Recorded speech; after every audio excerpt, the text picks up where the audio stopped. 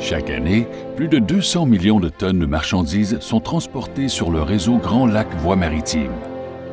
Desservie par plus de 50 ports et de nombreux liens routiers et ferroviaires, cette autoroute maritime de 3700 km soutient des emplois et le commerce partout au cœur de l'Amérique du Nord. Avec une production économique de quelques 6 000 milliards de dollars, les provinces et les États riverains représentent 30 % de l'activité économique et de l'emploi du Canada et des États-Unis.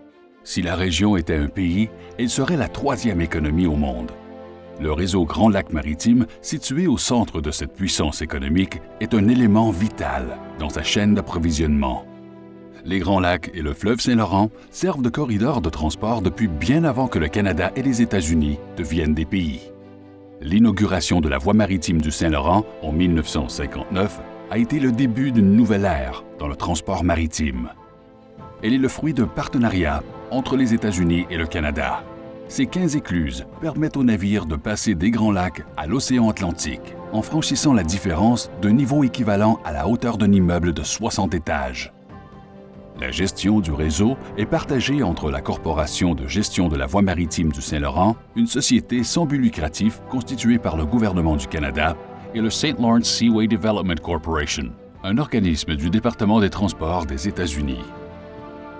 Aujourd'hui, ces corporations continuent de travailler avec des partenaires de l'industrie pour renforcer l'efficacité et la sécurité. Elles ont innové en adoptant le système d'identification automatique, une première pour une voie navigable intérieure. Le système permet de suivre les navires par satellite, ce qui facilite le contrôle de la circulation. Les corporations ont aussi mis en place un système d'information sur les tirants d'eau. Les navigateurs peuvent ainsi utiliser un modèle 3D du chenal pour choisir la meilleure trajectoire dans les divers passages. L'adoption de l'amarrage main libre est le plus grand progrès dans les opérations de la voie maritime depuis son ouverture en 1959. Chaque écluse est dotée de 3 unités d'amarrage main libre qui, pendant un éclusage, saisissent un navire au moyen de ventouses au lieu de câbles. Les navires sont maintenus en place par des unités d'amarrage qui montent et descendent à la mesure que le navire est soulevé ou abaissé. Une fois que le navire a atteint le niveau désiré, les ventouses le relâchent et il peut poursuivre sa route. Grâce à l'élimination des câbles d'amarrage pour l'éclusage de la plupart des navires, les équipes de la voie maritime et des navires sont exposées à moins de dangers et les navires à moins d'usure. L'amarrage main libre élimine aussi la nécessité d'aménagements spécifiques sur les navires.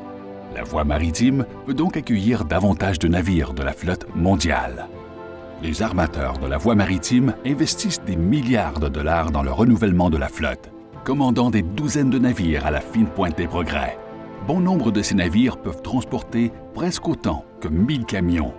Le transport maritime est le moyen de déplacer des marchandises qui consomment le moins d'énergie. Encourager davantage d'expéditeurs à utiliser la voie maritime favorisera à la fois la croissance économique et une économie faible en carbone, tout en allégeant la congestion sur nos routes. Grâce aux progrès réalisés en matière de sécurité, de fiabilité et d'efficacité, et considérant que l'infrastructure existante de la voie maritime a une capacité suffisante pour doubler le volume de trafic, tout est en place pour que la voie maritime serve efficacement toutes ses parties prenantes dans les décennies à venir.